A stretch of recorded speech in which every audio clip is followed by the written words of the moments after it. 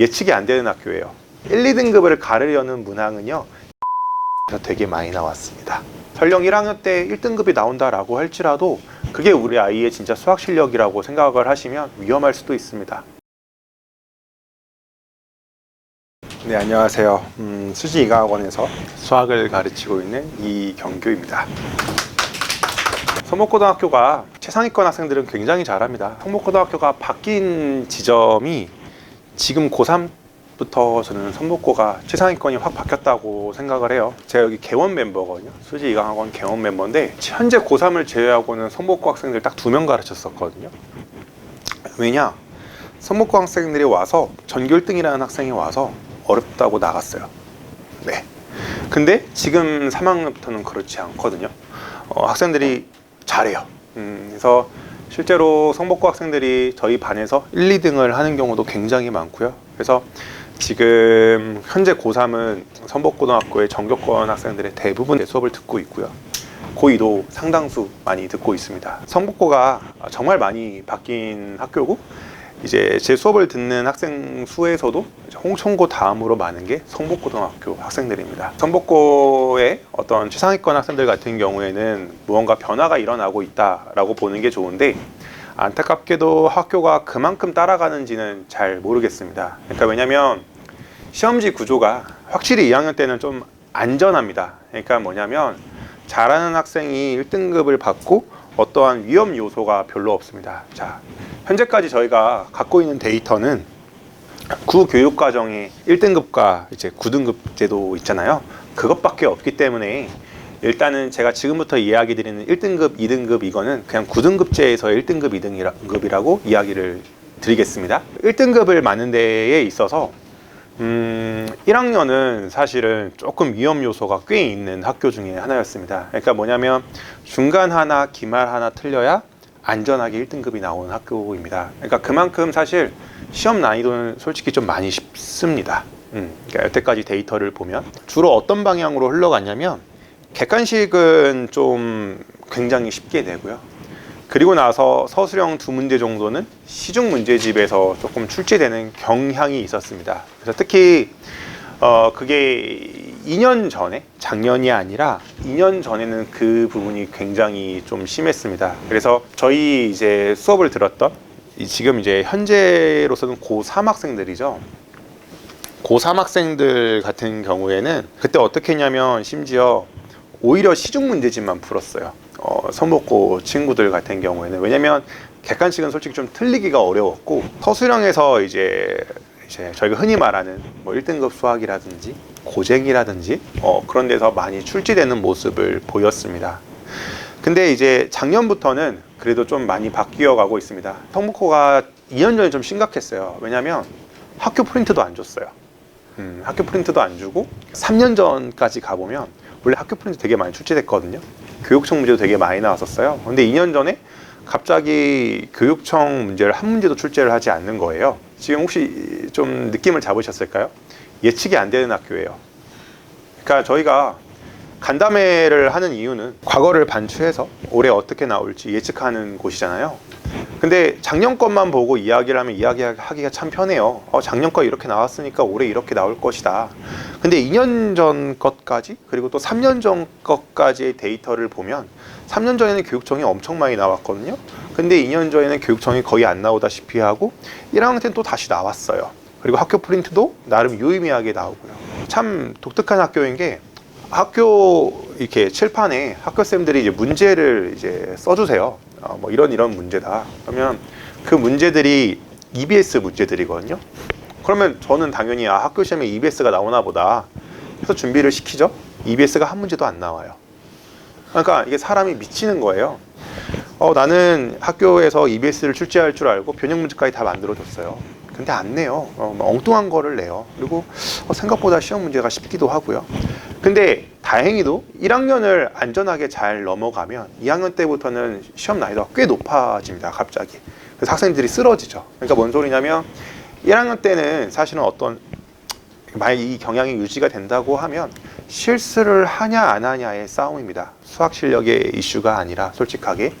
근데 2학년 때부터는 확 갑자기 확 수학 실력의 이제 이슈로 가거든요. 그러다 보니까 2학년 학생들이 되게 당황해합니다. 우리 아이가 1등급인 줄 알았는데 2학년 돼 보니까 완전 휩쓸리는 겁니다.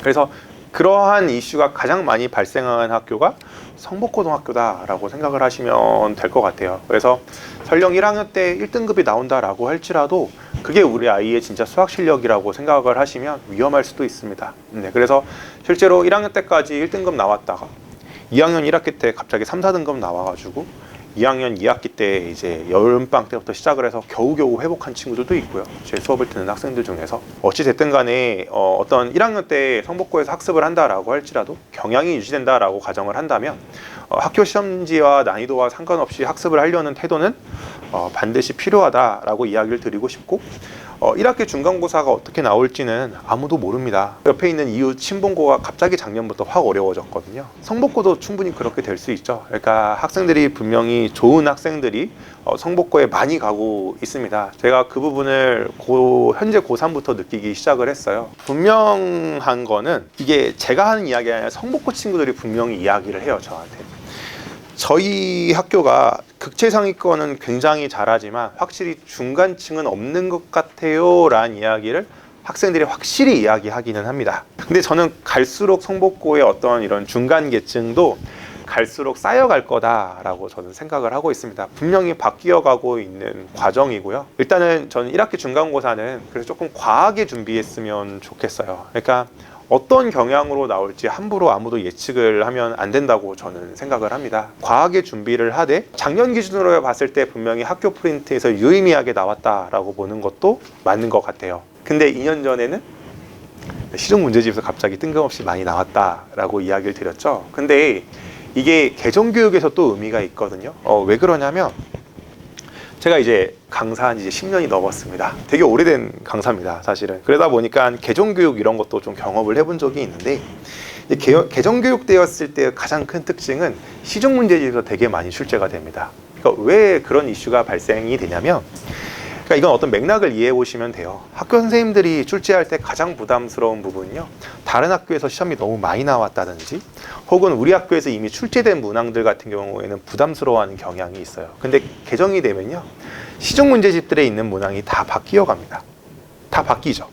그러니까 이전에 활용되지 않았던 문항들을 마음껏 활용할 수가 있는 겁니다. 그래서 개정교육 되었을 때는 개정된 EBS 문항들, 그 다음에 개정된 시중 문제집이 많이 나오는 경향을 보이고 있습니다. 개정 때는 어떻게 보면 시중 문제집을 좀 많이 풀어보는 것도 꽤 유의미하다라고 저는 이야기를 드리는 편이에요. 그러니까 물론 교육청이 가장 중요하다라는 대명제는 바뀌지 않지만 디테일하게 봤을 때 시중 문제집이 생각보다 많이 중요할 수 있고 EBS 같은 경우에도 이제 개정이 되어서 어떤 생기는 문항들 이런 것들은 굉장히 중요하다라고 조금 강조를 드리고 싶습니다. 충분히 출제가 될 수 있고요. 제가 이제 어떤 문항들 같은 것들을 학교마다 분석을 했을 때 학생들이 이제 가장 오해하는 것 중에 하나가 어떤 부분이 있냐면 아마 성북고면 성북고 작년 기출 문제들을 풀어봤다든지 수지 지역 다른 기출들을 풀어보셨을 거예요.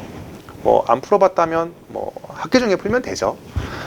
근데 풀어봤다라고 했을 때 성적이 사실 되게 잘 나올 가능성이 높아요. 근데 이 부분에 대해서 한번 좀 다른 측면으로 좀 생각을 해보셨으면 좋겠어요. 좀 긴장을 해야 된다라는 이야기를 드리고 싶은 건데 결론적으로 제가 한 예로 드리자면 풍덕고등학교랑 수지고등학교가 있는데 서술형 2번이 똑같았어요, 사실상. 그러니까 사실상 똑같은 문항이었거든요. 그러니까 이게 어떤 거냐면 저희가 과거 기출을 풀면 풀수록요, 자기도 모르게 본인 학교의 문항들을 풀고 있는 거거든요. 정말 신기하게 그 해의 문항들은 되게 많이 겹칩니다. 사람들이 바라보고 있는 어떤 관점이나 이 문제가 좋구나 그 해에 이런 것들이 다 똑같다는 거거든요. 근데 그러면 그 문항들이 2년 전, 3년 전에는 출제가 되었던 문항인가? 안 나왔다는 거예요. 제가 드리고 싶은 말은 올해만의 어려운 문항들, 핵심이 되는 문항들이 존재할 수 있다는 겁니다. 네, 그래서 올해는 올해대로 어렵고요. 그래서 학생들이 항상 이야기를 해요. 쌤, 제가 시험 문제를 풀어봤는데 작년보다 훨씬 어려운 것 같아요. 우리 학교 왜 그러죠? 근데 작년에도 그때 다녔던 학생들이 똑같은 이야기 했습니다. 제가 항상 설명회 때마다 이야기를 드리는 건데 여기 학생들도 있는데 환다라는 앱이 있어요. 혹시 아십니까? 사진 찍으면 해설지 나오고 뭐 이런 거예요. 근데 요즘 학생들이 얼마나 빠르냐면요, 그 학교 시험지가 나오면 콴다로 사진 다 찍어봐요. 그러면 어떻게 되냐면요, 2분 안에 학교 선생님이 시험 문제를 어디서 냈는지 애들이 다 알아버려요. 근데 이거를 학교쌤이 모르실까요? 아시죠? 아시기 때문에 되게 빠르게 변화를 주십니다. 과거랑은 정말 달라요. 그러니까 이게 얼마나 요즘에는 세상이 빠르냐면, 옛날에는 그래도 학교 시험지라는 것들이 타이핑이 쳐지고 해설이 나오는 것들이 그래도 좀 텀이 꽤 필요했거든요. 근데 요즘에는 성북고가 만약에 어제 시험을 봤으면 오늘 해설지까지 나오는 시대입니다. 그러니까 데이터가 굉장히 빨리빨리 쌓여가는 시대이기 때문에 변화가 굉장히 빠릅니다. 그래서 사실 이거 하는 거 해봤자 작년 데이터를 바탕으로 이야기를 하거든요. 참고로 제가 그때의 현장감을 위해서, 이거 지금 제가 언제 쓴 거냐면 저번 주에 쓴 게 아니라 1학기 중간고사 끝나고 써놓은 거예요. 어떤 이야기인지 아십니까?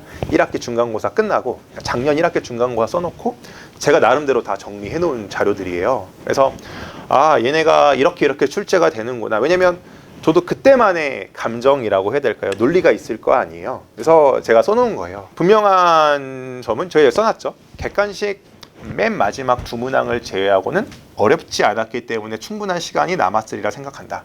그러니까 최상위권 애들이 다 똑같이 저한테 그렇게 멘트를 쳤다는 거죠. 그래서 보면 시중 문제집도 꼼꼼하게 학습해보자 라고 했는데, 이게 이제 시중 문제집에서 나온 거거든요. 그럼 학생들이 다 어떻게 했을까요? 사진을 찍어봤겠죠. 그래서 알았겠죠. 그럼 또 바뀌는 거죠.